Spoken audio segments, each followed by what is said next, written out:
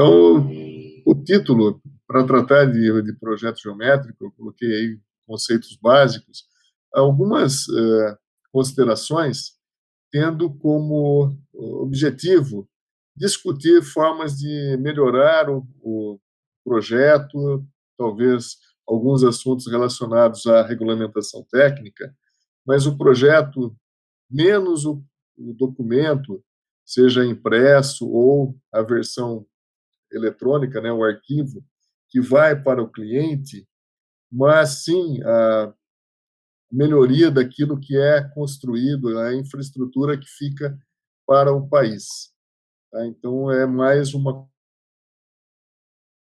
É óbvio que ela tem relação, mas muitas vezes nós ficamos preocupados com o documento, o próprio órgão, o organismo rodoviário, os órgãos de fiscalização e controle se atém muito mais a questões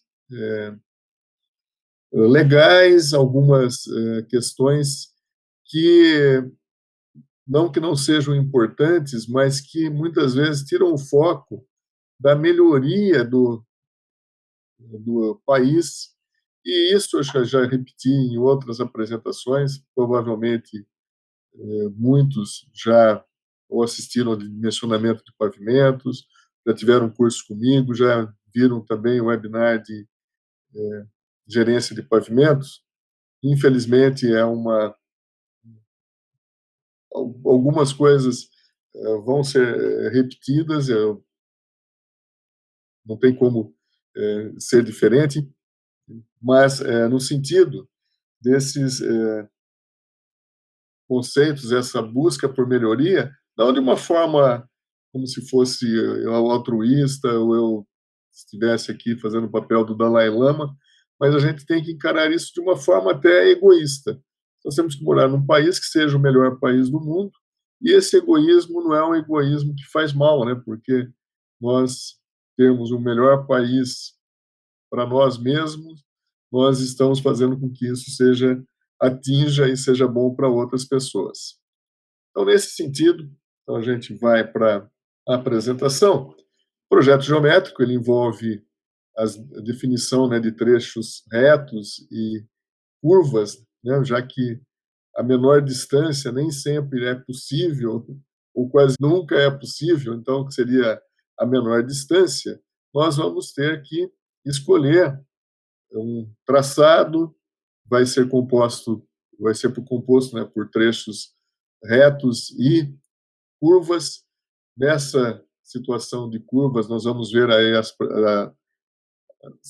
principais preocupações com relação à estabilidade do veículo, com relação à segurança. Então, essa é uma situação que vai envolver os aspectos geométricos, como vou fazer a concordância. No caso de curvas horizontais, nós temos uma curva circular, a espiral de transição, então temos algumas figuras geométricas que nós vimos ao longo, né, do estudo, mesmo do segundo grau, depois no curso de engenharia. Mas, no caso, o que a gente tem que levar em conta é, por exemplo, vamos imaginar que nós tenhamos uma montanha. Né? Então, qual que é a melhor opção? Então, essa pergunta já muitos já devem ter ouvido de mim mesmo, né? E qual que é melhor? Acompanhar o terreno, acompanhar o relevo, fazer uma obra com cortes e aterros ou fazer um túnel ligando A e B? Então, a resposta única, né, possível depende. Tá? Então, nós vamos depender de muitos fatores, inclusive a disponibilidade orçamentária, mas imaginando que haja recursos, a melhor alternativa, né, a mais econômica, já fixando aí um conceito de preocupação menos financeira e mais econômica, é esse o nosso papel enquanto engenheiros, depende mesmo, né, porque se eu tenho 10 pessoas indo de A para B, a melhor alternativa, a mais econômica, é subir e descer o morro. Agora, se eu tenho 1 milhão de viagens em determinado período, né, 1.000 viagens por hora, ou coisa desse tipo, a mais econômica muito provavelmente vai ser o túnel, mas eu preciso ter o orçamento.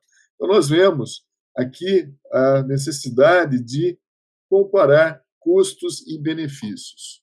Com isso, a gente avança, né, numa preocupação de qual que vai ser a condição do meu projeto. Isso vale para pavimentos, qual que é a melhor condição do pavimento, qual que é a melhor condição da minha via, em termos de raios das curvas, em termos de rampas. Então, a preocupação é custo total. Nós temos que reduzir o custo total. Lembrando que a condição da minha via, ela vai implicar, quanto melhor a condição, maiores custos de construção. Por outro lado, se eu faço uma obra com melhores materiais, um padrão geométrico melhor, eu vou ter influência tanto no custo de manutenção e reabilitação, quanto no custo de operação dos veículos, já que trafegar numa situação de rampas com 6% ou rampa 2%, dá para imaginar o que você tem de redução de consumo de combustível, principalmente para os veículos de carga. Consequentemente, essa implicação ela precisa ser vista em um determinado instante, mas que ela vai ter um alcance muito maior.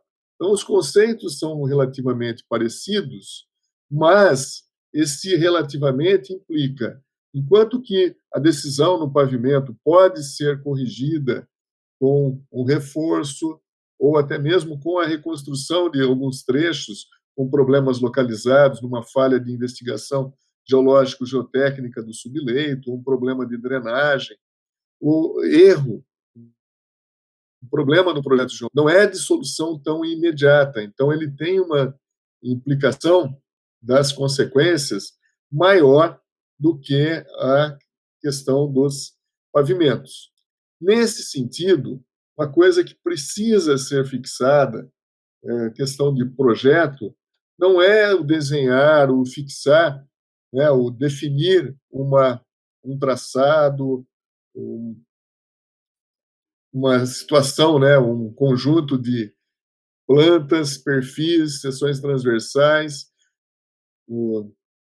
a questão da terraplenagem, o planejamento, né, das obras de cortes e aterros, mas eu tenho que comparar as alternativas. E nisso, daqui a pouquinho, a gente vai ver o conceito de velocidade de projeto, que está associado ao padrão técnico.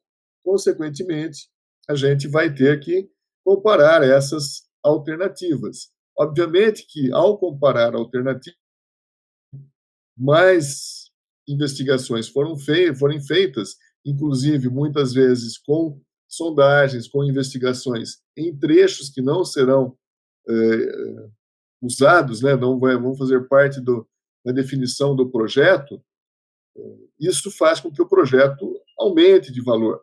Por outro lado, há uma tendência do custo total diminuir com o número de alternativas investigadas. Essa é a contribuição do projeto, né? Ele vai definir uma obra com um determinado horizonte que vai ter o custo total mínimo, não necessariamente o custo de construção. A gente vem para cá, né? Lembra que essa parcela do custo de operação dos veículos, consumo de combustível, desgaste de pneus, que está associada à condição do pavimento.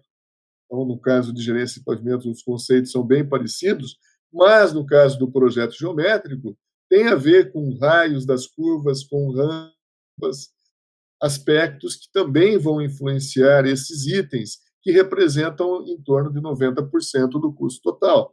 Portanto, a eficiência, no caso de uma obra viária, consiste em atender com segurança, com conforto, mas principalmente com economia. Então, nós vamos cair sempre na questão aí do custo. Então, as nossas alternativas analisadas, e vocês pegando duas localidades, vendo uma informação sobre relevo, sobre os outros condicionantes que vão ser listados daqui a pouquinho, tá, de uma forma mais organizada, mas vocês percebem que o estudo de viabilidade é aquele em que não pode ser errado. E no caso brasileiro, infelizmente, nós temos uma particularidade que muitas vezes é para atender um aspecto formal, né? Um parêntese, eu acho que muitas pessoas já têm foram meus alunos, né, sabem até do que aconteceu no Dia dos Pais de 2 anos atrás. Eu tive um infarto, então aqui é um lembrete para tomar o remédio, que eu já tomei antecipadamente, mas às 18h45. Hoje é dia 11, amanhã é dia 12, amanhã tem o aniversário de 2 anos de cateterismo de urgência, depois 4 stents, e então é um aniversário não muito agradável, do ponto de vista do que aconteceu, agradável porque as consequências foram relativamente boas perto das possibilidades ruins, né, daquela situação. Então, é muito mais agradável estar aqui com vocês hoje do que há quase 2 anos. Então vamos lá, falar de coisa boa. Então, no caso brasileiro, a gente tem uma particularidade que é carência de infraestrutura. Então, nessa carência de infraestrutura, você justificar economicamente qualquer obra é fácil, né? Então, é um conceito que vocês precisam ter a necessidade de comparação de alternativas para ter a melhor, para hierarquizar as possibilidades. Então, o estudo de viabilidade, se vai ter ou não a obra, é uma decisão importantíssima e que, no nosso caso, tem ficado mais para chegar numa taxa interna de retorno maior do que 18%, um valor presente líquido maior do que zero, uma relação benefício-custo maior do que 1, e nem sempre esgotando todas as possibilidades, que é o objetivo de um projeto. Você, a hora de iniciar a obra, não ter risco, não vai ter incerteza se vai ter qual que é o material a ser escavado. Então, você tem as informações, você não vai acontecer como a gente tem pelo Brasil, muitos trechos em que a previsão era de corte em solo, depois apareceu rocha ou problemas geotécnicos. Então, nessa situação, nós temos o projeto, que é um custo muito pequeno diante da importância. Esse gráfico que mostra nível de influência é decidir se vai ter obra ou não. Eu estou controlando 100% dos custos que virão na sequência, a não que seja o mais importante em termos de custos, mas no controle do que vem a partir da decisão de que vai ter a obra, depois como vai ser essa obra. Então, essa é uma situação que nós teríamos que ter da forma de conceito muito firme. Porque se eu tenho uma infraestrutura deficiente, qualquer coisa que se faça vai dar retorno. Então, a analogia é bem. Não é tão agradável, mas imagine uma situação de guerra, a pessoa está morrendo de fome. Ao receber um saco de comida, né, que é jogado do helicóptero, ninguém vai se preocupar se tem glúten, se tem lactose ou qualquer coisa do tipo. Uma situação de desespero, qualquer minhoca é proteína e vamos em frente.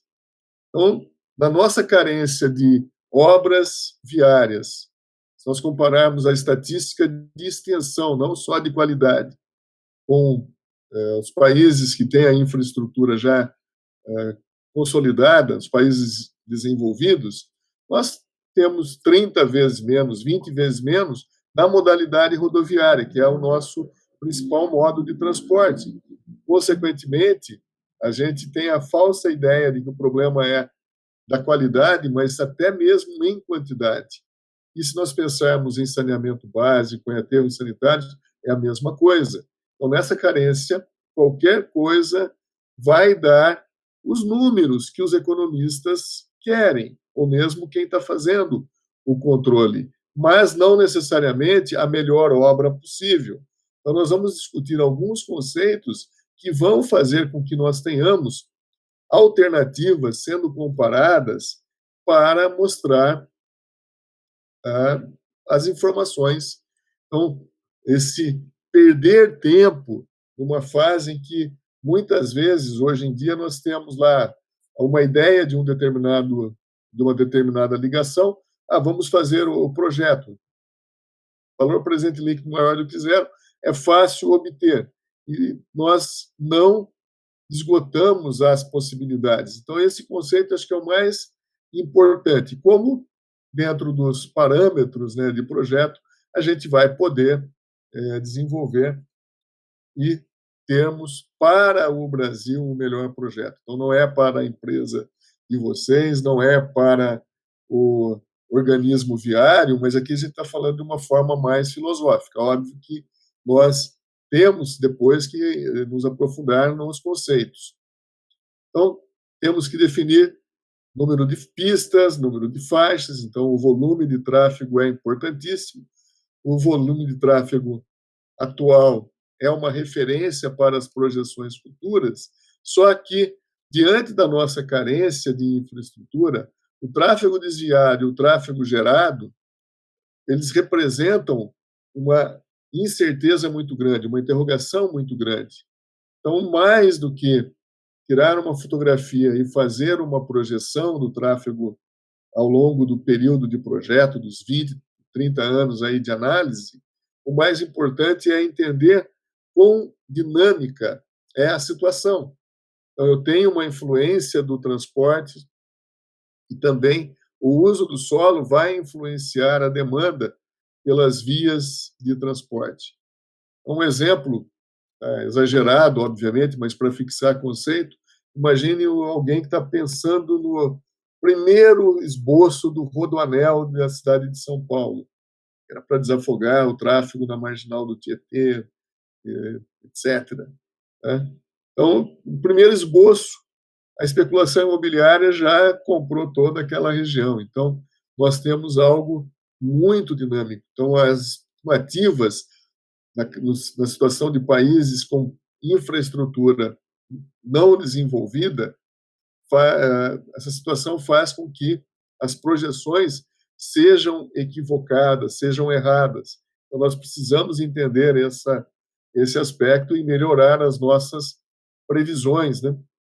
Outro aspecto é com relação à característica dos veículos. Então, nós temos um avanço tecnológico, por outro lado, nós temos algumas medidas de legislação que vão no sentido contrário. Então, eu tenho um plano de mobilidade falando da prioridade dos modos não motorizados, a pé e bicicleta, e do transporte coletivo, e, por outro lado, o governo reduz impostos e facilita a aquisição de veículos, dos automóveis e motos, dos veículos individuais e motorizados. Então, nós precisamos entender desse aspecto. Há uma redução, né, depois vai ficando nulo o valor do IPVA. Então, veículos mais velhos, que normalmente também não é nenhum preconceito, mas é uma constatação, que também tem os pneus em pior estado, ou seja, estão comprometidos, né, e vão comprometer a segurança dos outros também. Então, é uma situação que você tem um avanço do sistema de frenagem, mas não tem um incentivo para que esses veículos com essas características prevaleçam, ou sejam os que vão utilizar a via com um desincentivo a veículos com características piores, também na relação peso-potência dos veículos de carga, etc. E, finalmente, a gente vem para a velocidade de projeto, que é, sem dúvida nenhuma, o principal parâmetro no cálculo de todos os elementos, no projeto de curvas horizontais, de curvas verticais, e que, normalmente, ela, apesar de influenciar a questão aí do limite legal de velocidade, ela não amarra no sentido de, se o limite legal de velocidade é 120 km por hora, eu ter uma velocidade de projeto maior não significa que não se está preocupado com segurança, não significa que vai permitir uma situação de velocidade absurda. Muito pelo contrário, o conceito ele é bem claro, ele é padrão técnico. Eu ter um raio maior vai me dar segurança e não necessariamente se ele é compatível com uma velocidade de 180 ou 200 quilômetros por hora, o limite legal de velocidade precisa ser aumentado.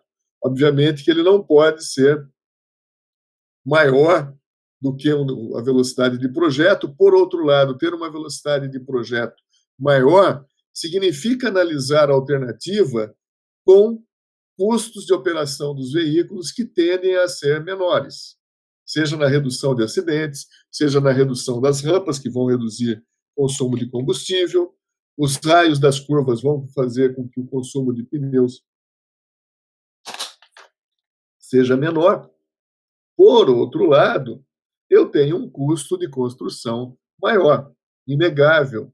Só que, para comparar alternativas, nós precisamos ter uma cultura de analisar essa alternativa. Não necessariamente porque eu vou adotar esse padrão mais elevado, mas eu quero saber. Poxa, se vocês estão começando a vida profissional e vão querer ficar sempre como engenheiro júnior, ou com atribuição de engenheiro júnior, não se imaginam evoluindo na carreira, tendo participação mais importante profissional. Então, vocês precisam ter uma noção de qual que é o limite dentro da carreira profissional. Isso, muitas vezes, as pessoas tomam a decisão, né, antes de escolher a carreira profissional, até onde eu posso chegar como médico, como engenheiro, como advogado, como qualquer coisa, um tecnólogo. Você vai ver as suas possibilidades. A mesma coisa fazer no projeto. Eu tenho que comparar alternativas. Olha, com um padrão técnico mais alto, o que vai implicar nos custos de operação dos veículos? O que vai implicar num custo maior da minha obra? Então, essa é uma situação que nós precisamos fazer. Nós, muitas vezes, provamos roupa que não vamos comprar só para ter certeza que a escolha que nós vamos comprar é a melhor. Então, é uma análise que envolve aspectos de relevo, geológicos, geotécnicos, hidrologia, hidrografia, então as localizações das pontes, as mais favoráveis.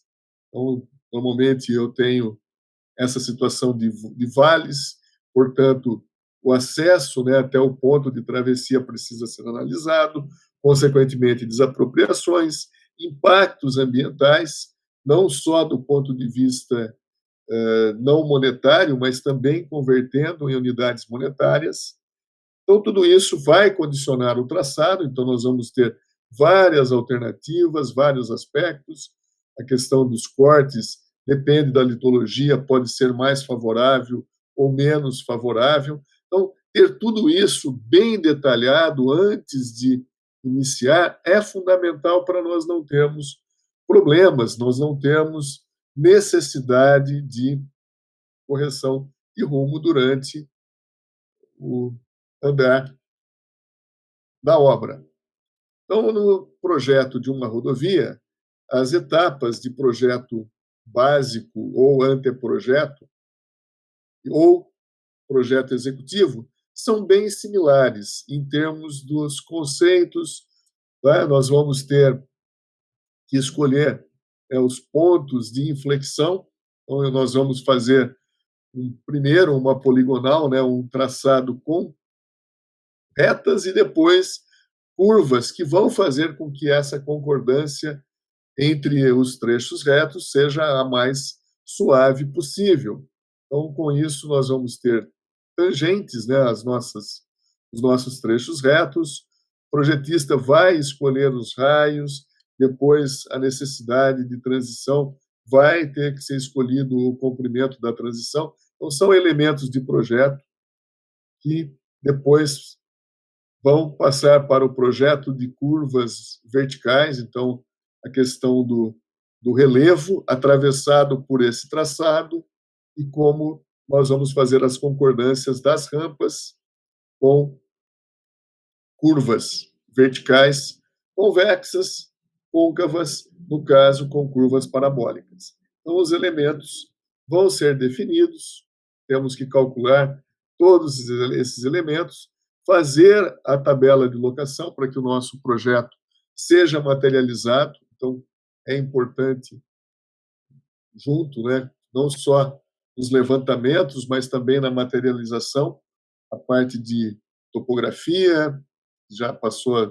se chamar mensuração, agora é mais, o termo é geomática, mas, de qualquer forma, nós precisamos aí das informações, dos detalhes, das interferências, e na etapa de projeto executivo, nós temos já uma situação em que os pavimentos, as obras de arte, sinalização, o entorno, né, questão de paisagismo, entre aspas, não é num sentido tão de um edifício, mas de um ambiente atravessado pela rodovia, que precisa estar integrada e, consequentemente, analisar alternativas é fundamental. A documentação do projeto, qualquer que seja, é importantíssima, também para a situação de, no caso de alguma hipótese feita, mesmo com relação ao volume de tráfego, que haja uma necessidade de alteração, você tendo as hipóteses, né, as alternativas analisadas, fica muito mais fácil a solução. Então, não é só no caso de uma tragédia, como aconteceu, não precisa ser uma tragédia com morte, né, mas no caso do recalque do viaduto na marginal do Rio Pinheiros, em São Paulo. Então, se você tem o projeto detalhado, fica muito mais fácil entender por que aquilo ocorreu, né? Que camadas sucessivas de pavimento fizeram com que o peso próprio da obra superasse em muito o que foi estimado. Então, o nosso conjunto de planta, perfil, né? Você vai suavizar o traçado, cortar e aterrar os cortes nos pontos altos, aterros nos pontos baixos, e dessa forma reduzindo as rampas com as características necessárias, né, para atender, compatibilizar. Então, eu preciso, uma das preocupações ao fazer o projeto de curvas verticais é que ele fique bom tridimensionalmente. Então, nem sempre um bom projeto em planta, um bom projeto em perfil vai ser um bom projeto tridimensionalmente. Então, nós temos algumas recomendações que fazem com que o projeto tridimensionalmente fique bem na região em que ele está atravessando. Daqui a pouco eu vou mostrar umas fotos que ilustram bem o que acontece. Na seção transversal, nós representamos, então, não só as escavações, aos aterros, drenagem, os elementos do pavimento, declividade transversal para drenagem. Posteriormente, temos a terraplenagem, o planejamento da movimentação, né, dos cortes e aterros. A nossa suavização do traçado vai implicar em custos altíssimos, mesmo tratando-se de um material com baixo valor unitário. Nós não estamos falando aí de chip de computador ou coisa do tipo, né? Algo tecnológico, mas a terraplenagem, ainda que envolva o solo, né, o material com baixo valor unitário, por causa dos deslocamentos, né, do transporte, tem um custo alto. Logo, o projeto de terraplenagem é fundamental para a redução, para a eficiência econômica de uma obra. Então, o que eu tinha comentado com vocês, então nós temos hoje, além das ferramentas convencionais, os programas computacionais ajudam no sentido de permitirem uma visualização, né? Você trafegar pela tua via virtualmente e, obviamente, tendo possibilidade de se antecipar, corrigir, eventualmente mudar a escolha do traçado antes de ser materializado. Então, aqui nós temos um acompanhar do terreno, exageradamente. Aqui nós temos uma situação não tão crítica em termos de relevo, mas percebam tangentes concordadas com curvas, com raio pequeno.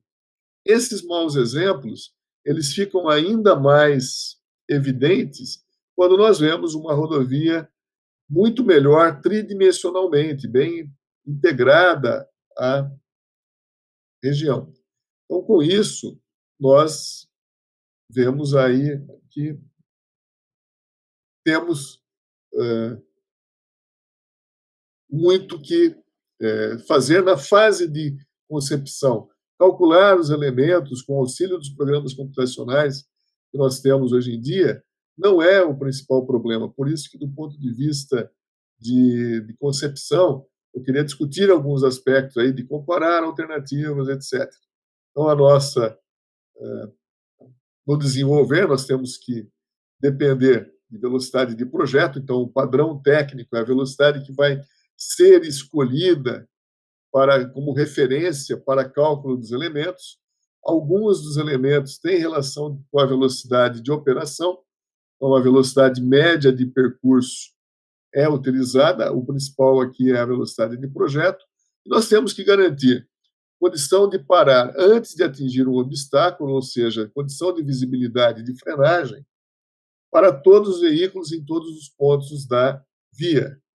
E condição de ultrapassagem vai ser verificada no caso das pistas simples.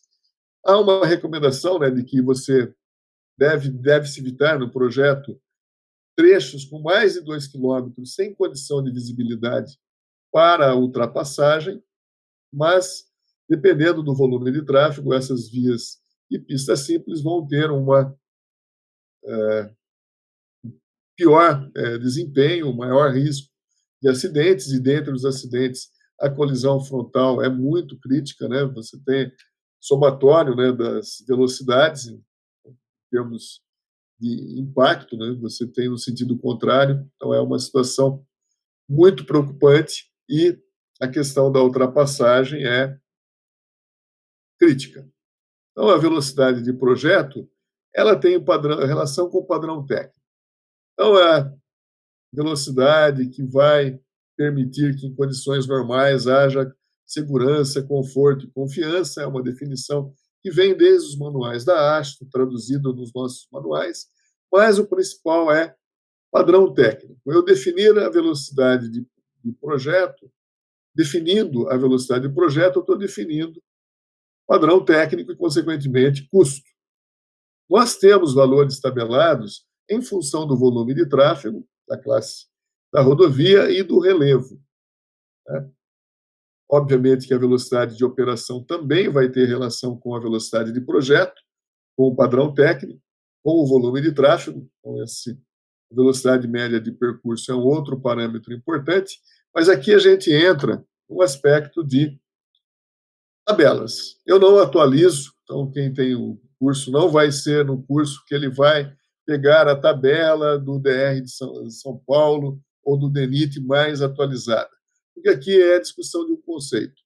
Você vai fazer o projeto amanhã, você tem que consultar o valor que está em vigor amanhã, mas o conceito é o mesmo. Então, quanto mais favorável é o terreno, ou seja, o plano vai indicar uma velocidade de projeto mais alta do que um terreno ondulado, do que um terreno montanhoso, e, obviamente, quanto maior o volume de tráfego, maior vai ser a velocidade de projeto. Consequentemente, eu tenho uma diminuição, né, em função do volume de tráfego.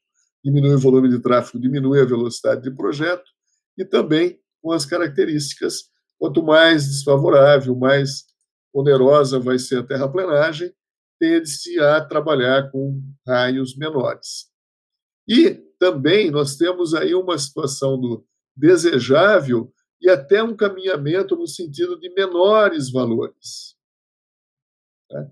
Então, nós temos, historicamente, uma preocupação com o quê? Redução do custo de construção, esquecendo quais são as consequências de um melhor projeto geométrico. Então, aqui, um trabalho que foi feito junto com alunos de uma disciplina da pós-graduação, né? Robert e Madalena, o Diego Friani Nunes, e agora vou ficar devendo, poxa vida, que pai acadêmico é esse? Mas Só o Diego Friani Nunes, que foi meu orientado no mestrado, mas não trabalhou com projeto geométrico. Mas nós fizemos aqui uma consideração de aumentar de 80 para 140 a velocidade de projeto, e considerando o volume de tráfego que já permitiria que esse maior investimento resultasse em benefício para a sociedade. Nós não estamos preocupados só com a redução do custo de construção. Então, foi um trabalho que levou em conta só curvas verticais, custos através do RF, do Rise and Fall, do HDM4, é um programa de gerência de pavimentos, mas que tem custos de operação dos veículos associado tanto a projeto em planta quanto em perfil. No caso, foi específico para o projeto em perfil, e usando um trabalho, daí um mestrado que eu orientei, defendido em 2005, com custo de operação dos veículos em função do rise and fall, das subidas e descidas, ou seja, somatório de desnível entre P e Vs em módulo, tá? Mais ou menos como a perda de peso que eu tive durante a quarentena, era para perder 5 quilos, eu ganhei 5 quilos, mas em módulo eu cumpri a tabela, né? Eu cumpri o previsto, infelizmente com o sinal contrário ao que eu estava imaginando. Então, vocês percebam que, usando outras ferramentas, nós conseguimos converter projeto geométrico em custos, redução do custo de operação dos veículos. E, com isso, nós temos todo o custo de terraplenagem, obviamente, que ele aumenta à medida que eu aumento a minha velocidade de projeto. Por outro lado, eu tenho os benefícios. Aqui a gente vê uma determinada situação, qual que era o volume de tráfego, que vai uma alternativa ficar melhor do que a outra, né? E depois nós vemos para 120 e depois para 140 quilômetros por hora. Então, percebam que volume de tráfego relativamente mais baixo, 6.200 veículos por dia, não é um volume de tráfego tão absurdo assim, faz com que uma alternativa com velocidade de projeto maior, que vai custar mais, mas que vai dar retorno quando o volume de tráfego atingir esse valor. Então, eu posso prever a demanda ao longo do tempo e em que ano aquele investimento está dando retorno para a sociedade. Eu estou fazendo uma obra com um padrão técnico mais elevado, mas que não é jogar dinheiro fora, muito pelo contrário. Está aumentando a competitividade, está, obviamente, também reduzindo os custos dos acidentes, que não foram computados, mas são inerentes, né? Você tem essa melhoria. Então, nós temos várias parcelas de custos que justificam, então, essa situação que normalmente é ignorada. Nós temos lá a tabela, se pensar em um valor mais alto, pode ser Tribunal de Contas, mas o que está jogando dinheiro fora? Então, nós perdemos a cultura de comparar alternativas. E, com isso, a gente reduz muito a qualidade e deixa de reduzir o custo total. Então, é essa situação que deveríamos ter no âmbito das agências reguladoras e, principalmente, no caso das duplicações de obras que vão ser pedagiadas. Então, o usuário vai pagar, mas não só. Ele pode ter uma duplicação que melhore o padrão geométrico, no caso de curvas verticais, como foi apresentado, não só curvas verticais, para que nós tenhamos o melhor retorno. A questão da velocidade média de percurso tem vários fatores envolvidos. O principal, composição do tráfego. Nós temos uma porcentagem muito grande de caminhões, consequentemente, a velocidade média de percurso, pelo pior desempenho diante da realidade de curvas de rampas acentuadas para a potência, né, e as cargas transportadas, isso tem uma influência, obviamente, que nós mesmos, né, temos dias que estamos mais afoitos e outros nós vamos criticar as pessoas que estão correndo desnecessariamente, né, os outros sempre correm desnecessariamente e nos uma justificativa quando estamos mais rápidos, né? Então esse é um aspecto para nós fazermos aí uma autocrítica. Também tem relação com a geometria, com a frequência de chuva, com a condição do pavimento, se é uma região mais fiscalizada ou não.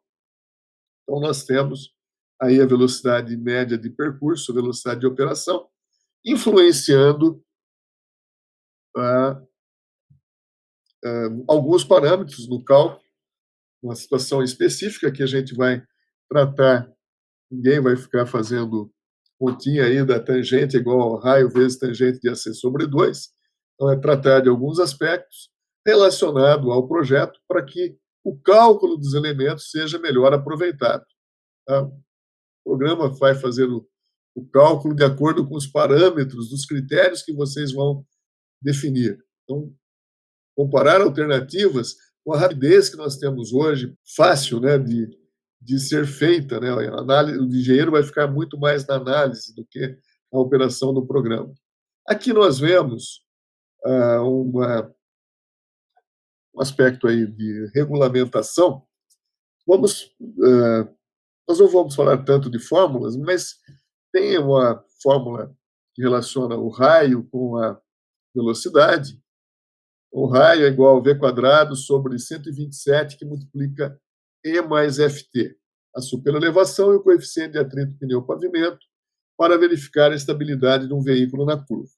A velocidade de frenagem também, a distância de frenagem, tem a ver com a velocidade. E, normalmente, esse efeito é quadrático, ou ao cubo, ou à quarta potência. Mas, normalmente, é potência 2. Mas, ainda assim, nós vemos que, dependendo da velocidade, o que nós temos é um efeito potencial, nós não temos uma reta, não temos um efeito linear. Isso fez com que eu motivasse um aluno que desenvolveu esse trabalho, o Fernando Piva, um aluno de doutorado, na época, no Departamento de Engenharia de Transportes da Escola de Engenharia de São Carlos, da USP, e ele fez algo um pouquinho diferente do que eu já tinha feito anteriormente, que é questionar os nossos limites, né, as porcentagens que são consideradas quando nós estabelecemos as multas ou os pontos perdidos na carteira de habilitação. Então, qual que é a finalidade de uma punição, de uma multa, de um ponto na carteira? É fazer com que a pessoa evite de cometer a infração, mas que ela no sentido de penalizar igualmente as infrações. Agora, pensando em termos de velocidade, entendendo que a influência é potencial, vocês acham que 20% ou 50%, né, como nós temos aí para definir as graduações da penalização, que essa porcentagem ela deve ser aplicada indistintamente? Seria se a influência fosse linear, mas nós vemos a velocidade influenciando normalmente como potência 2, uma equação do segundo grau, uma parábola, né? Dá até para a gente ver aqui nessa imagem. Então, o que significa isso? Que uma infração de 20%, um limite de velocidade de 30 km por hora, não tem o mesmo efeito, o mesmo risco, ou a mesma gravidade de 20 velocidade de 120 km por hora. Isso também é para que nós questionemos, né? E isso acho que vocês devem ter passado enquanto usuários, enquanto motoristas, pegando esse conceito. Nós temos a velocidade, temos a estabilidade dos veículos, distância de visibilidade para frenagem, etc. Os nossos parâmetros dependem da velocidade ao quadrado. Depois vão lá e fixam indistintamente, tanto faz 30 ou 120, e muitas vezes tem muito mais fiscalização nas vias quando o limite de velocidade é 30 do que é um limite de velocidade de 120. Qual que é a maior gravidade? Qual que é o maior risco de acidentes graves? A 30 km por hora ou a 120? Qualquer situação, né? Uma pessoa caminhando, ela tem problema. Então, se ela está correndo, a velocidade vai aumentar o risco. Então, nós temos que tomar. Não podemos também ser. Não dá para ser ingênuo de achar que é a mesma coisa a 120 do que a 30. Se a fiscalização maior é a 30, eles não estão preocupados com a gente, estão preocupados em faturar, em aumentar, porque é maior a probabilidade de arrecadação. Então, essa é uma situação na hora da operacionalização que precisa ser questionada. E a outra é a questão da justiça na penalização. Então, 20% de 30 km por hora não é a mesma coisa do que 20% a 120 km por hora. As gravidades são diferentes. Então, nós teríamos que ter faixas diferentes. A proposta do Fernando foi fazer com que os limites ficassem como 50% quando fosse menor velocidade e 20% quando a velocidade fosse maior ou igual ao. Minha proposta era um pouco diferente. Era trabalhar com 3 trechos retos, de 0 a 60, de 60 a 100 e acima de 100, para que tivesse a justiça na penalização. Isso também faria com que fosse melhor verificada os pontos de fiscalização associados à gravidade dos acidentes, não em termos de porcentagem de ter multa para aumentar a arrecadação. Aqui, perto de casa, em São Carlos, tem uma avenida, nenhuma estatística de acidentes graves.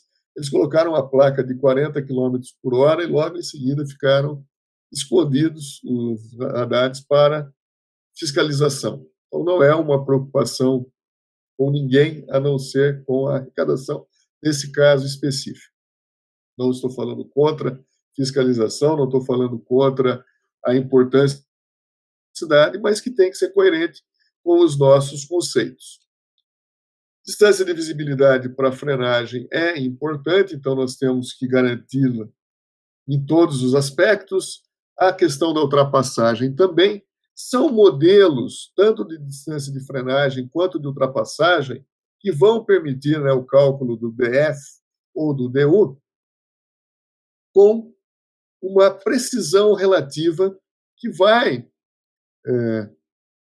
ser verificada nos cálculos. Então, nós temos parâmetros, né, que são considerados, mas os modelos, eles são uma representação da realidade com falhas, e nem por isso deixam de ser úteis. Os nossos problemas de acidentes em ultrapassagem não são por causa do valor da distância de visibilidade para a ultrapassagem considerada. Então, nós temos uma situação que o veículo 1 se posiciona atrás do veículo 2, decide fazer a ultrapassagem, e nisso vem um veículo 3 no sentido contrário. Esse veículo 3 vai percorrer uma determinada distância, no caso aqui a D4, o veículo 1 ocupa a faixa oposta por uma distância total de D2, mas ele pode decidir em continuar ou abortar a ultrapassagem, dependendo da situação do veículo 3, em que ponto foi avistado, qual que é o veículo, né? Qual que é a velocidade. Então, alguns fatores vão influenciar.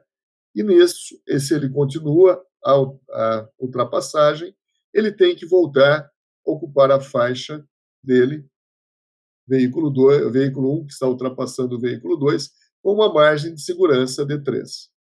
Então, o que acontece? Nós temos hipóteses de que a velocidade vai ser o quanto que vai ser maior a do V1, do veículo 1 em relação ao veículo 2, que o veículo 2 vai ficar com a velocidade constante, Nem sempre acontece isso. Algumas vezes a pessoa acelera para dar uma pressionada, em outras ela tem que brecar, porque senão a ultrapassagem não se completaria. Mas, independentemente dessas situações práticas, não deixa de ser um modelo útil. Então, nós precisamos entender isso em vários aspectos da engenharia, que o nosso modelo é uma representação. E essa representação ela tem que ser útil, simples, com fatores que eu possa controlar, mais do que coisas complexas. Então, o nosso projeto, né, de curvas definida, a poligonal, nós vamos calcular os elementos, então aqui estão as expressões para calcular o início, o término da curva, verificar a estabilidade dos veículos, então aquela expressão que eu comentei com vocês, né? Velocidade ao quadrado, então está aqui, eu vou verificar a estabilidade. Para ter essa estabilidade, a inclinação da seção transversal na curva, eu ter a superelevação é importante para garantir o equilíbrio dos veículos. Vai depender do valor máximo, vai depender do valor máximo da superelevação. Então, nós temos da ordem de 12% nas rodovias, em algumas situações mais próximas de cidades, a superelevação máxima de 6%, 8%. E o coeficiente de atrito é função da velocidade. Obviamente, nós temos valores médios, vai depender do tipo de borracha, da condição do pneu. Então, estão vários aspectos não controlados, mas que os valores calculados com a fórmula da ASTO ou outros organismos rodoviários dão o valor evidentemente preciso para o projeto geométrico. Nós não estamos falando do dimensionamento de uma viga metálica, nós estamos falando de nanotecnologia, nós precisamos entender que, mais do que pensar em um parâmetro preciso, nós vamos comparar alternativas, ver ordem de grandezas. Então, a superelevação vai ser escolhida em função do raio, que aparece como o grau da curva. 1146 sobre o raio é o parâmetro grau da curva. Então, dependendo da velocidade de projeto, eu tenho a indicação da superelevação, que vai atender ao tráfego misto. Então, no caso da velocidade de operação, velocidade média de percurso, ela é utilizada para a confecção, né, para a parábola da ASTO. Por isso, a gente vai fazer até exercício mostrando que essa parábola aqui, ela inclinada a partir da velocidade de operação, representando o tráfego misto real. Precisamos de transição? Precisamos. Tá? Sempre vai ajudar. Então, sempre colocar transição. Ah, não, por uma ou outra razão não vai. Tudo bem, daí a gente vai analisar, mas tenha como ponto principal: vou colocar transição. Por que colocar transição? Por que colocar uma curva que vai sair do raio infinito na tangente para o raio no trecho circular? Para fazer essa transição suave. Porque, apesar da complexidade de cálculo na década de 60, não tem justificativa. A gente tem os programas computacionais, qualquer Excel da vida tem essas expressões, portanto, o cálculo é extremamente simples. E eu preciso, por causa disso, para fazer uma transição gradativa daquela força centrípeta que é aplicada instantaneamente no PC, no início da curva. Se eu não tenho transição, eu tenho um impacto instantâneo. Essa variação suave vai permitir maior segurança e maior conforto. No caso das ferrovias, a transição já era analisada para evitar desgaste, tanto de trilho quanto de material rodante, esse impacto instantâneo. Com a transição, diminuindo o desgaste é economia. O impacto, no caso de uma via férrea, ele faz com que a compactação do lastro perca a eficiência, então entra num ciclo de degradação. Então, a transição ela é fundamental também. Então, vamos ver se vocês conseguem visualizar. Em tangente, nós temos isso. Seção transversal com decaimento para os dois lados. E eu preciso de um comprimento para chegar na seção com a superelevação, com a inclinação de projeto. Não pode ser instantâneo, então eu preciso dessa variação. Transições podem ser não simétricas, eu posso ter um LS1, LS2, não necessariamente esse esquema aqui em valores iguais, não há necessidade. Posso ter em regiões de serra, com curvas com raios pequenos, a transição fazendo a ligação de uma curva com o raio 400 com o raio 300. Então, eu vou fazer a transição entre duas curvas circulares. Não é possível. Os programas computacionais facilitam muito o cálculo desses elementos. Então, é uma situação relativamente tranquila. No caso do projeto em planta, né, a gente já viu ali com a transição. Agora, em perfil, o que nós precisamos considerar? Automóvel e mesmo os veículos de carga perdem pouco desempenho, até 3% de rampa. Apesar das tabelas falarem rampa máxima 6, 7, 8%, vamos imaginar o quê? Eu posso analisar uma alternativa com rampa máxima de 3%. Ah, vai ter corte alto, vai precisar de viaduto, vai ter... Tudo bem, eu vou ter que analisar essa alternativa. Não necessariamente ela vai ser escolhida, mas eu tenho uma referência com um padrão técnico elevado, que para um volume de tráfego que eventualmente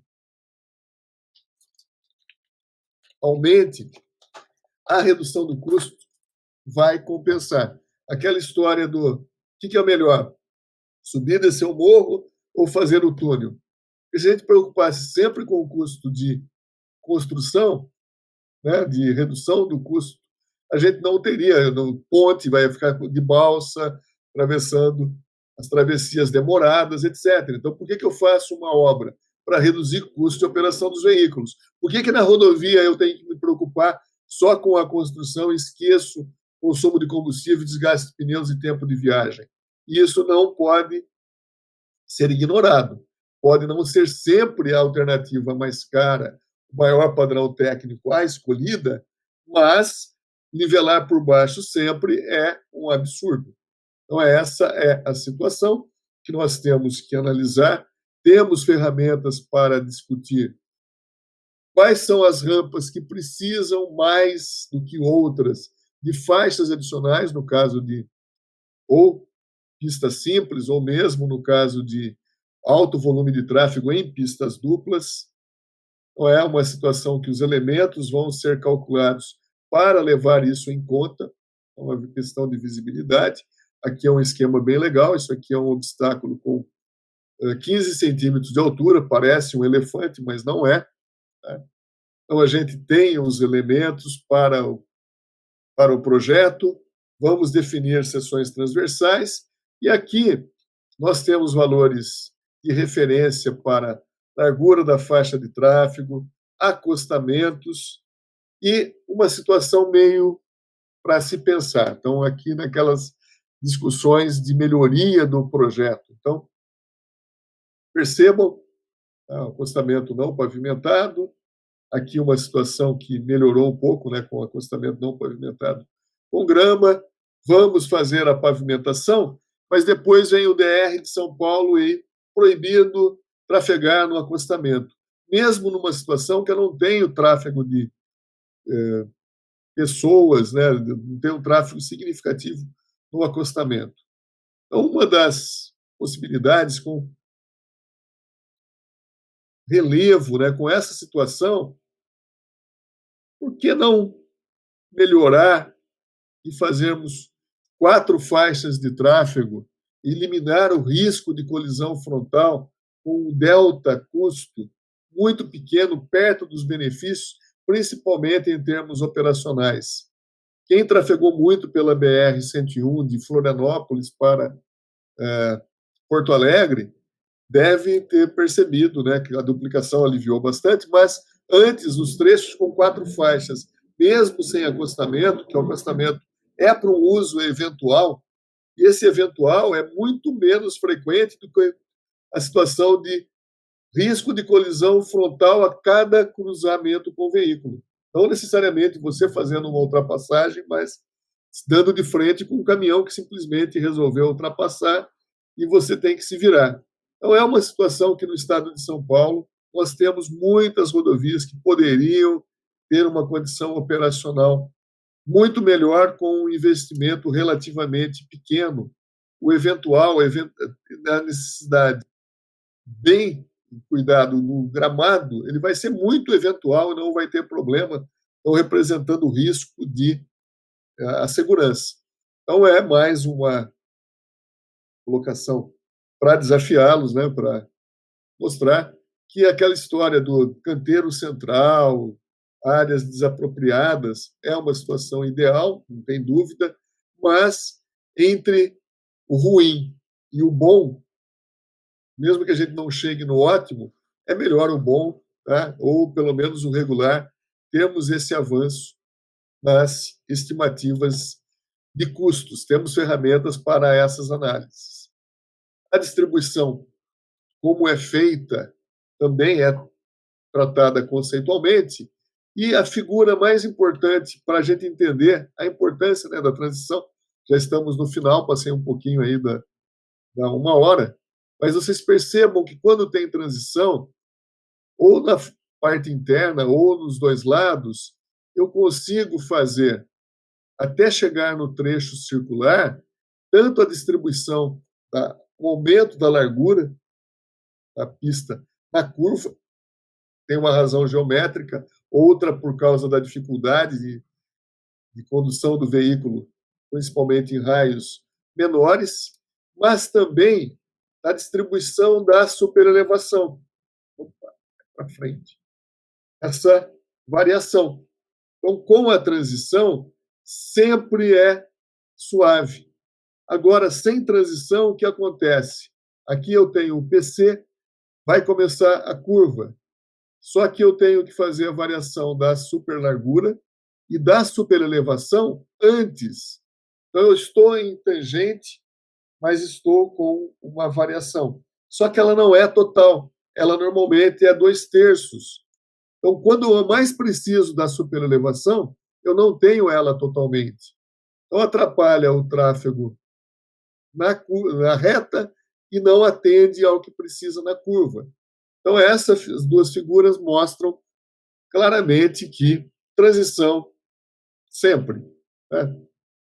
Assim como almoçar sempre. Tem dia que a gente tem que fazer alguma coisa e deixa de comer. Faz bem para a saúde? Não faz, mas algumas vezes é inevitável. Então, vocês entendam aí o que está sendo passado para vocês, tá bom? Não é engenharia. Então, engenharia, temos aí flexibilidade.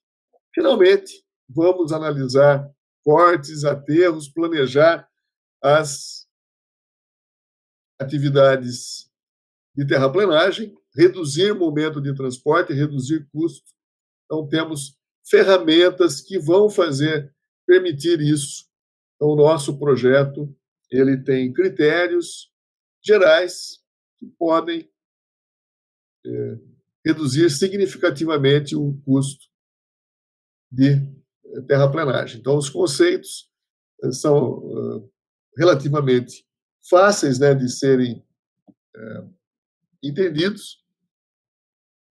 Ferramentas computacionais, nós temos muitas, tá? Pode-se lançar mão aí das ferramentas computacionais, mas o ideal é que, com os conceitos, né, com os elementos, o engenheiro pilote o programa e não seja pilotado pelo programa. Tá? Então, aí nós temos planta, perfil, seções transversais, terraplenagem, cobrindo os conceitos principais, alguns comentários aí instigando vocês na tomada de decisão, obviamente,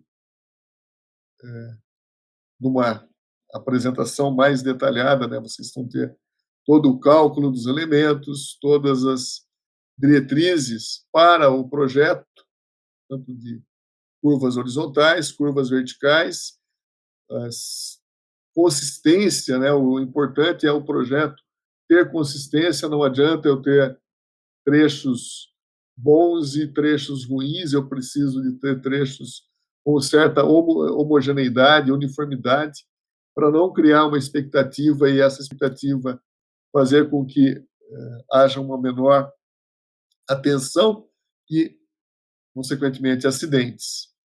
O que não foi comentado especificamente, né, que numa situação é tratado, além dos programas computacionais, a questão das interseções. Os conceitos são os mesmos, né? Nós vamos precisar de definir raios, definir rampas, só que numa situação já mais limitada, onde muitas vezes uma aquela situação ideal, né? Alguns parâmetros dos ideais, um ou outro pode ser considerado de forma relativa. Então, é uma situação que se procura evitar, mas nós, engenheiros, temos que resolver o problema e, muitas vezes, não ter a obra é o principal problema. Então, nós temos que buscar o ideal, fazer análises comparativas, mas também entender as limitações técnicas e econômicas, né? Tudo está limitado também aos orçamentos que não podem ser ignorados. Então, é uma parte conceitual ampla, não dá para qualquer um dos tópicos que fossem detalhados passariam do tempo. O que eu chamei a atenção é comparação de alternativas, velocidade de projeto mais alta do que no momento nós temos considerado, rampa, uma alternativa com rampa 3%. Por quê? Porque vai ser uma melhor operação dos caminhões. Eu vou ter o quê? Menor probabilidade, né, frequência de pelotão. Se não tem o pelotão, não tem ultrapassagem arriscada, não tem acidentes, não tem muitos custos que normalmente nós temos nas nossas rodovias. Precisamos levar isso em conta quando formos discutir o orçamento. Não é simplesmente a coisa vai custar mais sem ter um benefício. Muitas vezes esses benefícios superam em muito os custos, né? Então é uma análise mais econômica do que a que tem sido feita de financeiro. Mas, para instigá-los mais ainda, tem sido muito mais projeto de administrador do que de engenheiro, tá? Muito mais de planilha do que de projeto geométrico. Nós precisamos mudar, né? Voltar no rumo de valorização da engenharia, de valorização de conceitos econômicos, não simplesmente uma preocupação financeira. Então, nesse sentido, a gente, vamos ver, eu tinha feito um roteiro para não esquecer de alguns comentários. Eu acho que faltou um aqui importante, é com relação às rampas máximas, que normalmente reduzem a velocidade, e nós temos uma legislação, já critiquei lá a punição para limite de velocidade, a velocidade mínima, metade da máxima. É bonitinho, é? Dá para calcular? Dá. Dá para ficar fiscalizando os caminhões? Se eu fiscalizar, para a frota, porque nós não vamos respeitar isso em 95% das rodovias do Brasil. Então, para que isso? Agora, vocês já trafegaram em pista simples, onde tem faixa adicional, vocês têm a expectativa de ultrapassar e ter um tráfego livre, uma maior velocidade, só que tem um caminhão a 34 km por hora sendo ultrapassado por outro caminhão, muitas vezes da mesma empresa, a 35 km por hora. Então, a velocidade mínima é para impedir que veículos abaixo daquela velocidade trafeguem naquela faixa. Então, essa é uma situação, né, Então, tem uma placa azul 70 quilômetros por hora, só vai fazer a ultrapassagem se estiver a 70 quilômetros por hora. Porque, senão, vai ficar lá, mesmo tendo uma velocidade acima daquela a do outro. Então, não é porque está com uma velocidade maior que vai poder ultrapassar. Então, isso é utilizado como velocidade mínima, que não tem nada a ver com metade da máxima. Então, nós temos algumas coisas que foram inventadas, viraram dogmas e ficam por aí. Tá? Então, eu acho que, vamos ver, tivemos um problema na rodovia dos imigrantes com relação à rampa máxima, né? 6%. Só que 6% descendo, se eu tenho 13 quilômetros, nenhum caminhão breca, não há condição de frenagem. Então, hoje, a rodovia dos imigrantes não permite o tráfego de caminhões. Se acontecer um problema geotécnico da Anchieta, nós vamos ficar sem acesso de descida. Houve um contorno muito grande, porque no projeto simplesmente rampa máxima, 6%, pista dupla, tudo bem, beleza. Está descendo, não precisa, então ótimo. Só que não é só a questão de rampa máxima de subida, mas na descida, a questão da frenagem. Para a segurança, nós teríamos que ter faixa adicional na descida. O veículo teria que descer mais lentamente para permitir a ultrapassagem dos outros, porque se ele vai mais rápido, ele não consegue brecar. Só que isso é praticamente impossível e também não seria eficiente, porque ia ser uma pista de corrida dos caminhões. Mas, teoricamente, o estudo da faixa adicional na descida é importante para mostrar que, se ele está numa velocidade maior, ele não consegue parar. A sensação que nós temos, se o nosso carro parar, quebrar na frente de um caminhão na descida, nós estamos mortos, porque não vai ter condição de parar. Então, do ponto de vista de atender as condições de distância de visibilidade para frenagem, que deixaria de ser um conceito, mas seria algo aplicado na prática, nós precisaríamos de faixa adicional para que o veículo fosse mais lento e conseguisse brecar, já que ele está com baixa potência e alta carga, né? Então, normalmente, muitas vezes, sobrecarregado. Professor, eu posso começar com as perguntas? Sim, estou aqui a postos. Vou começar então. Primeira pergunta do Renato. Para a classificação do tipo de terreno, deve-se considerar o trecho projeto completo ou pode-se segmentar? Olha, vai depender das características. Então, se você tem características diferentes, você vai ter que segmentar. Pegue, por exemplo, um dos projetos, há 34 anos, eu era recém-formado, trabalhei no projeto da ligação do Vale do Paraíba com o litoral norte. Então, é uma ligação entre Jacareí e São Sebastião, o porto.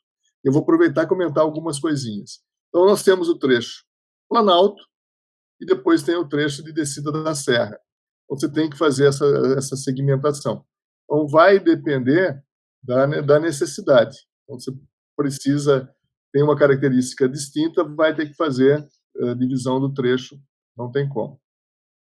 Não dá para... Temperatura média não é colocar a mão no forninho, a mão na geladeira e a média não tem jeito. Nesse caso, não vai funcionar.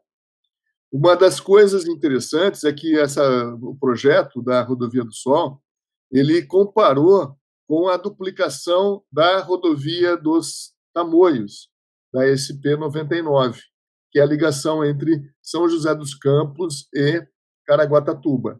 E a Rodovia do Sol, a ligação de Jacareí para São Sebastião, ativaria muito mais o porto, aproveitaria a carga que vai para o Porto de Santos em Campinas, desceria a Dom Pedro, chegaria na Dutra, na Trabalhadores, e depois desceria para São Sebastião. O que acontece hoje com a duplicação da rodovia dos Tamoios?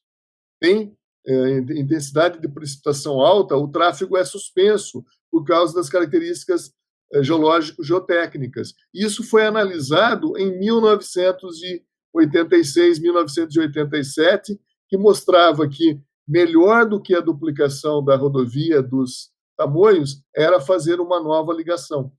Então, é uma situação que mostra aí a comparação de alternativas, as investigações geológicas, geotécnicas detalhadas, e a concessionária hoje, por causa do risco para os usuários, o tráfego é interrompido quando tem alerta de temporal. Só que todo final de ano nós temos alertas com frequência.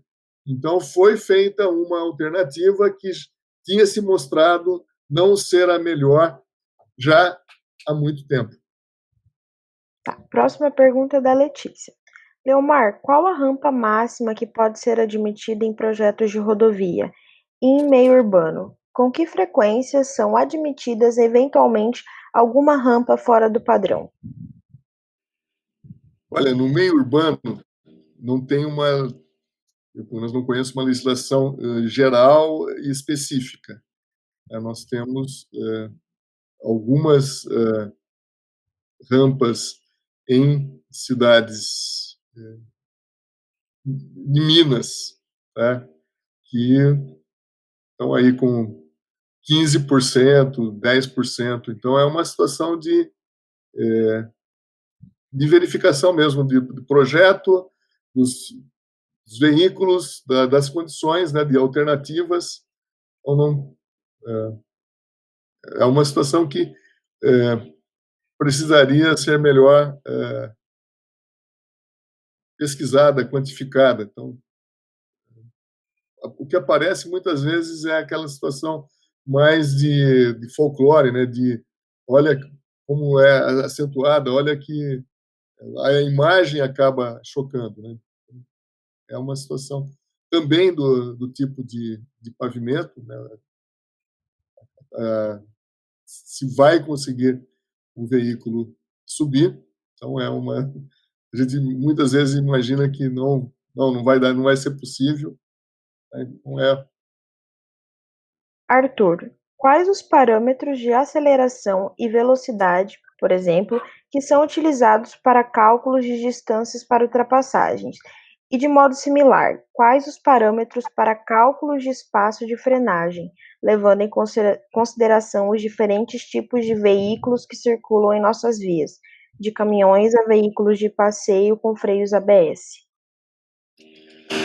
Olha, no caso da frenagem, o projeto de uma rodovia ele vai ser mais ou menos a frase, né, que representa uma corrente. Uma corrente é tão forte quanto o elo mais fraco. Então, quando eu comentei da questão de algumas políticas desincentivando a atualização da frota, nós temos um avanço. Porém, o crítico vão ser os veículos mais desatualizados. Nós também temos, com relação à percepção e reação, né, no tempo de frenagem, nós temos uma distância que é calculada até o acionamento do freio, a percepção e reação. A molecadinha, né, os jovens, têm um tempo de percepção e reação muito mais rápido. Mas, assim como eu já cheguei, vocês vão chegar na velhice e vão ficar com reflexos mais lentos e vão dirigir. Então, nós temos tanto essa situação, é óbvio que há limite, por isso que são feitos os exames médicos, mas nós não vamos melhorar, né, o parâmetro por causa do maior reflexo dos jovens, né, dos videogames, porque pessoas não com tanto reflexo assim vão trafegar. Mesma coisa em relação às características dos veículos e de frenagem. Então, a fórmula de desaceleração, ela admite que a frenagem é constante. Então, quando eu comentei que é um modelo que representa a realidade, o que acontece é, com o acionamento do freio, ele vai perdendo eficiência.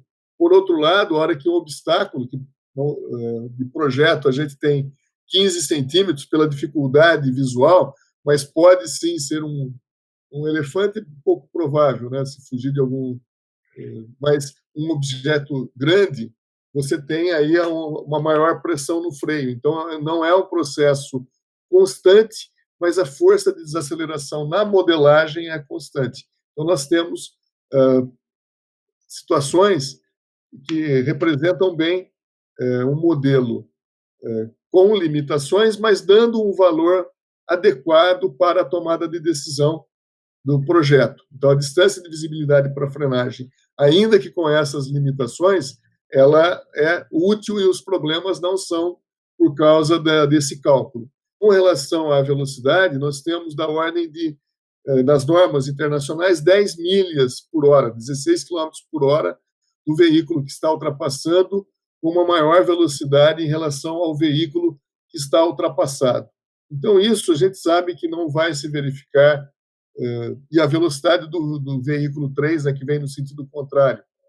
Então, essa velocidade constante não vai se manter. A diferença de velocidade ela é boa para o cálculo do DU, mas, numa situação prática, nós podemos ter diferenças menores ou maiores. Então, o fenômeno da ultrapassagem ele envolve outros aspectos, né, de uma boa sinalização, a pintura de faixas e placas complementares ajudam bastante, nós temos que ser bem enfáticos nisso, e sempre que possível fazer o maior número de faixas. Então, em vez de um monumento ao acostamento que não vai ser utilizado, aumentar o número de faixas reduziria em muito o número de acidentes com colisão frontal. Pergunta do Moacir. Obviamente, uma pista dupla dá maior segurança e conforto, sempre, mas diante da falta de recursos, a construção de terceiras faixas para veículos lentos não seria uma boa solução buscando um atendimento melhor à maior extensão da nossa malha viária? Sim, sem dúvida nenhuma. Uma das gráficos que eu mostrei é a identificação de pontos críticos com relação à necessidade de faixa adicional. Óbvio que o volume de tráfego também vai ser um indicador, mas a extensão da rampa e a magnitude da rampa fazem com que haja uma perda de velocidade. E, normalmente, a rampa que vai proporcionar uma perda de velocidade de 25 km por hora, ela já tem uma indicação de necessidade de faixa adicional. Antes, o que se colocava era o início da faixa adicional nesse ponto. Então, o que eu comento é que identificou a necessidade de faixa adicional, ela tem que começar o quanto antes. Então, eu tenho que ter um entrelaçamento no início e no final seguro.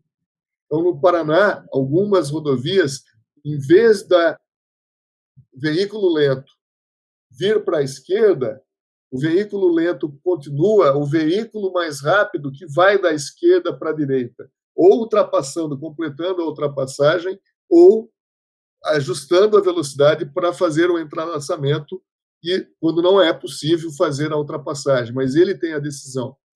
Porque acho que muitos de vocês, né, estão nas rodovias, uma situação de faixa adicional é aquela incerteza.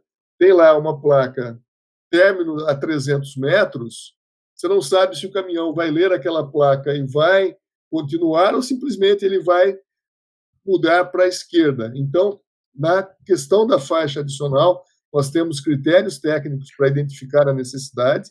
Obviamente que é um investimento menor do que a duplicação, melhora as condições operacionais, mas ela precisa ser feita com segurança. Nesse sentido, a eficiência dela está amarrada ao limite de velocidade.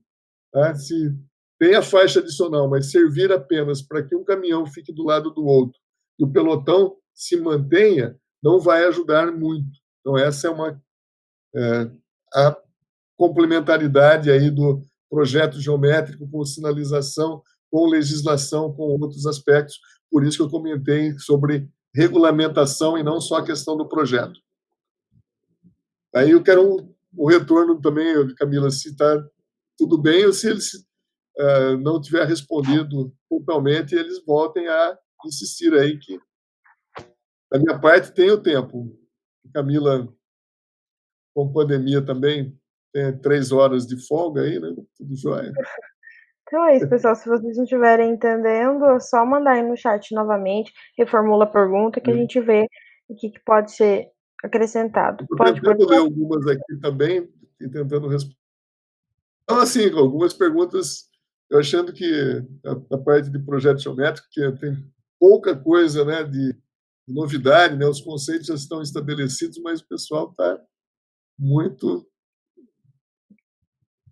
Vamos para a pergunta do Walter. interessante. Como utilizar os níveis de serviço para se projetar uma rodovia? Qual o parâmetro que esse nível fornece e onde é utilizado? Olha, é uma situação mais de engenharia de tráfego que nós, usuários dessa informação, daí definimos, né, largura de faixas, número de pistas, para atender a demanda durante um determinado horizonte de projeto. Então, nós, no caso da interação, né, da parte de pavimento e projeto geométrico com esses requisitos de que precisa haver uma intervenção, uma melhoria, quando a condição operacional. Então, é algo que eu não sou especialista, tenho usado em algumas simulações essa questão de condição operacional no HDM4, que é um programa de gerência de pavimentos, mas que tem o atrito lateral, ou seja, o tráfego de charrete, de bicicleta, no acostamento ou às margens da rodovia, afetando a velocidade, afetando as condições operacionais, dependendo da distribuição do volume de tráfego durante o dia. Só que o próprio HDM ele tem os parâmetros a redução da velocidade, o aumento dos custos de operação, mas não associado a nível de serviço. Então, é uma situação que até o conceito é utilizado, assim como nós tivemos a questão de rampas e curvas, não só a condição do pavimento influenciando o custo de operação dos veículos, num programa de gerência de pavimentos, essas informações do tráfego, elas não são, tem muito parâmetro como a equivalência em termos de ocupação de uma faixa, que a equivalência é em termos de automóvel. Então, um ônibus, um caminhão vai ocupar ter equivalente a 1,6, 2. Se é uma região mais acidentada, pode chegar até 4, dependendo das condições operacionais, mas, normalmente, a tomada de decisão leva em conta esse conceito, não explicitamente em termos de nível de serviço. Tá? Então, especificamente, eu vou ficar devendo essa questão do nível de serviço, mas mostrando que, na comparação de alternativas de custos,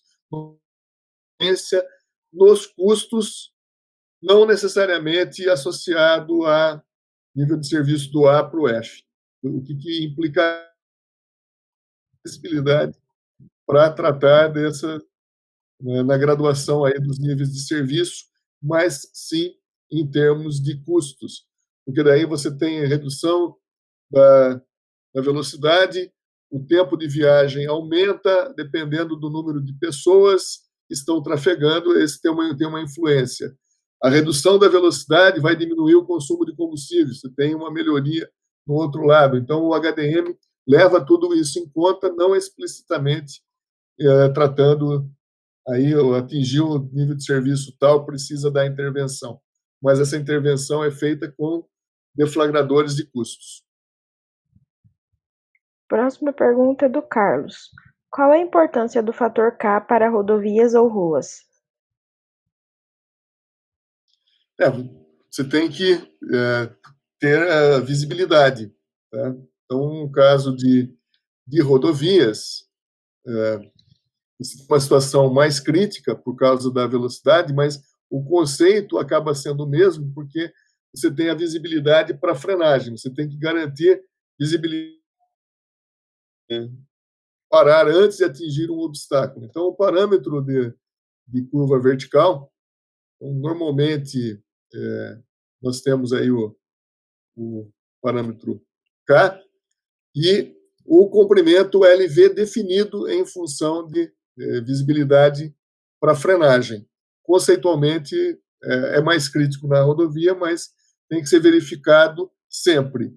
Por ser mais crítico na rodovia, se você tem aquela história de rampas máximas, né, e também a questão da curva vertical, muitas vezes está associada, ela vai ser deixada de lado ou não vista com tanta ênfase em áreas urbanas mais do que em rodovias. A Não sei próxima é se do Tiago Henrique. Professor, como mensurar os impactos sociais no estado comparativo entre uma duplicação em perímetro urbano e um novo contorno rodoviário? como não fazer isso é usar o HDM4. Então, eu uso o HDM4 desde 1988. Não é a ferramenta para estudo de viabilidade de contorno rodoviário, só porque sai o valor presente líquido automático, não é essa ferramenta. Então, nós tem muitos aspectos a serem considerados e que precisaria de uma equipe multidisciplinar. Então, você tem impacto na nova área, como que vai ser a legislação para que em pouco tempo não seja necessário fazer o contorno do contorno.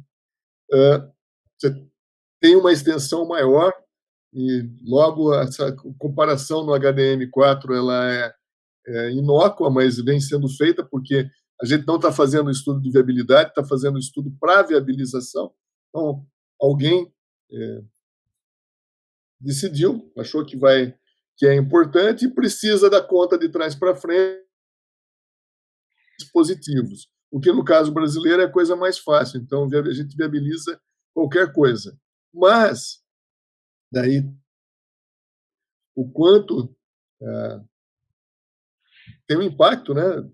O quanto que vai ser aproveitada essa nova obra, não só para resolver, tirar o transtorno da situação em que ela causa problemas, mas também trazer benefícios. Então, o uso de solo e transporte precisa ser bem planejado, bem controlado. Então, quando o modelo de uso de solo e transporte não é só para previsão da demanda, mas que vai afetar o transporte, mas o quanto que o transporte vai beneficiar ou causar prejuízos, né, para as pessoas e para o meio ambiente. Então, tem toda uma situação de como o projeto de engenharia deveria ser feito, independentemente de ser um estudo de um contorno, mas qualquer obra, com todas essas implicações de fato analisadas. Não tem uma regra geral como se quer, não, tem que ser feito com HDM4. Não, não é dessa forma. Teria que ter alguns locais, você tem um impacto na próprio cultural, social, que precisa ser mensurado, e não vai ser o HDM4, nem eu, nem acho que muitos de vocês vão ter essa capacidade. Então, é algo complexo, multidisciplinar, que precisaria ser encarado dessa forma, qualquer que fosse o projeto. Ok, a próxima pergunta é do César.